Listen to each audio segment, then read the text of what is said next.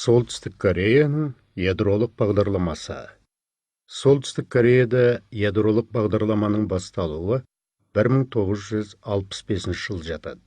Өйткені осы кезде КСРО бейбіт бағыттағы атом өнеркәсібін дамыту мақсатында Солтүстік Кореяда тұңғыш атом реакторын іске қосты.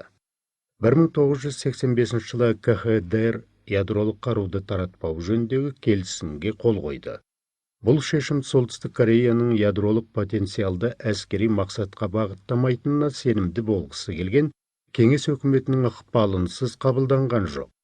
1986 жылы КХДРдің ядролық әскери зерттеулер жүргізіп, баллистикалық ракеталар жасау бағдарламасын дайындап жатқандығы белгілі болды. 1992 жылы Солтүстік және Оңтүстік Корея Корей түбегін ядролық қарусыз аймақ деп жариялау жөніндегі біріккен декларацияға қол қойды. Бірақ 2002 жылы 12 желтоқсанда Пхеньянда 1994 жылғы тоқтатылған ядролық бағдарламаны жаңғыртатыны туралы жарияланды. Солтүстік кореялықтардың әскери ядролық бағдарламаны жаңғыртудағы негізгі сылтауы ақш-тың Солтүстік Кореяны ядролық соққылар берілуі мүмкін жауыздық белдеуі елдерінің тізіміне кіргізуі болды. 2003 жылы Солтүстік Корея ядролық қаруды таратпау жөніндегі келісімнен шығып, Корей түбегін ядролық қарусыз аймақ деп жариялау жөніндегі біріккен декларациядан бас тартты.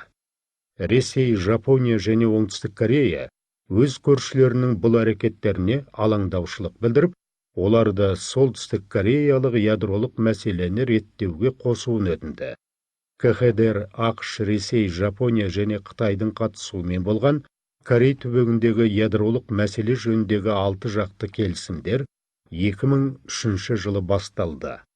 2006 жылы қазанда КХДР ядролық зарядты сәтсіз сынағаны жөнінде жариялады. Солтүстік Кореяның ядролық мәселесін реттеу жөніндегі келісімдер тұйыққа тірелді.